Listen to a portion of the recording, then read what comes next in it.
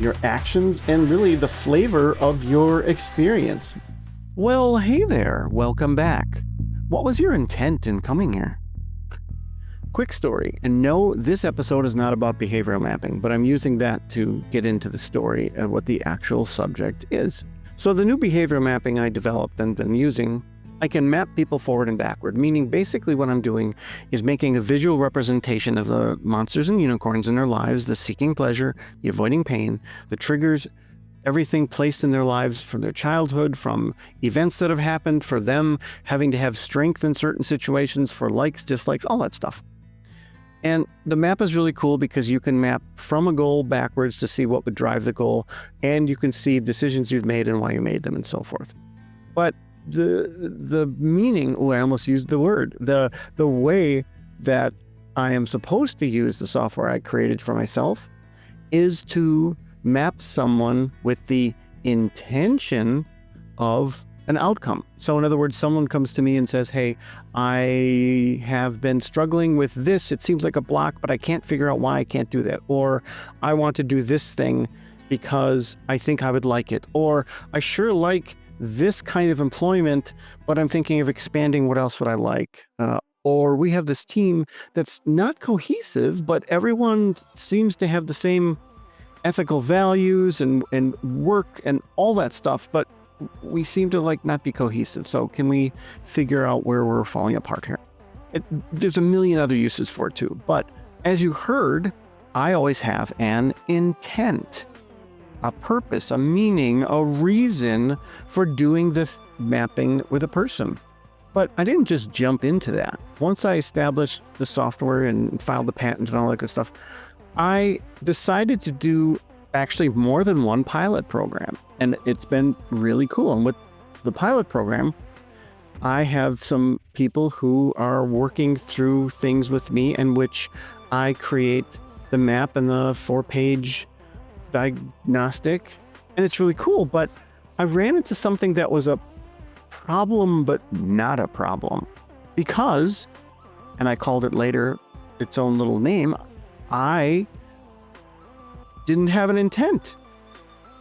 I'm just mapping to see how things are going. I'm mapping to see how it works. So I literally ended up calling it mapping without intent. And it adjusted the way that I interview people. It's an hour interview or so, and it's really interesting. It's dynamic questioning. It's a skill that I've sort of learned through all of these podcast interviews that I've done with some really amazing people, which allows me to follow a thread with intent to see where it's going and why it connects to something else. But with the software, I wasn't mapping with intent. And that really made me think about that word, which I'll use for the 57th time, intent. How much of a part does intent play in the things that we do every day? You hear this in conflicts. Did you intend to do that? Oh, does that make a difference? Well, yes, if you intended to do it, I'm upset at you. Oh, okay. So it's pretty important in interpersonal relationships. Well, yeah.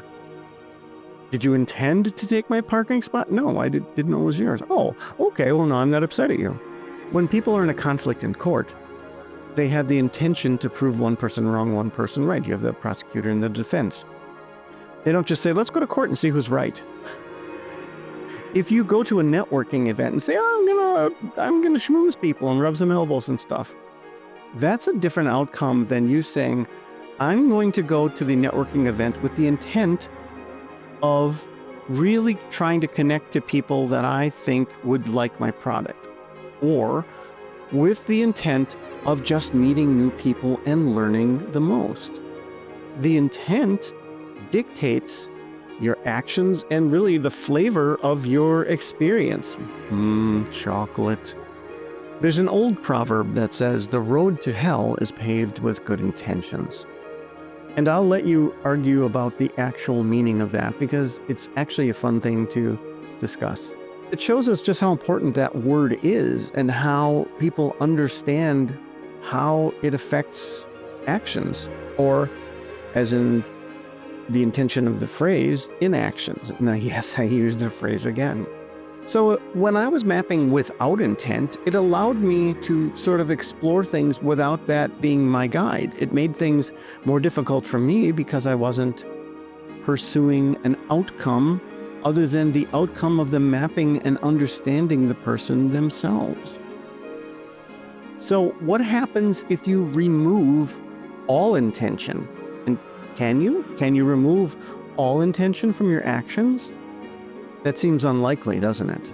If you go to the grocery store and you decide you don't intend to buy anything, well, then you intend to window shop.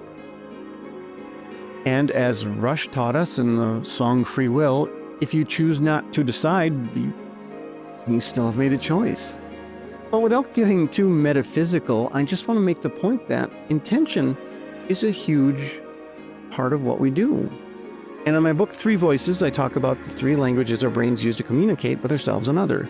I'm using the 3rd voice. The first voice is basically our intuition, our gut feeling, sort of our programmatic level all the way down to the operating system. It really is our true self and our yes and no.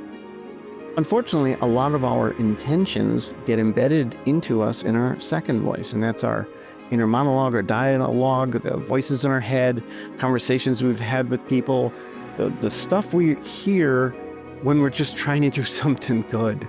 And then we hear this negative voice from our childhood or from an ex or from what have you. But we also hear the voices of people who have been our mentors or things that we have read and the things that we inspire to. And aspire sounds a bit like intend, doesn't it? Your aspirations are your intentions. And as I do in my podcasts, I like to raise awareness of something that perhaps you weren't quite aware of. And then we talk about it. And then we talk about an outcome or how to cope with it, react to it, deal with it, play with it. So I think it's an interesting exercise for you to wake up one day and say, what are my intentions today? And maybe you do that. Maybe you're one of these really amazing, awesome people. And I can tell you at a distance, I can see it. I just see it in you. You're one of these people that clearly carries intentions with them at all times. And that's cool. And someone could say, well, you don't have to be that uptight. Maybe you go without a direction. Well, then you're intending to not have a direction. Do you see how you can't escape it? But all kidding aside, all metaphysicality, I think that's a word. All that aside, it's just a neat thing to be able to think about your intentions. And retrospectively, it can be a learning experience. You can go, wow, what was my intention yesterday with that? Why did I even do that? And examining your intentions can sometimes lead to your monsters and unicorns. And that brings us full circle. So once again, thank you very much.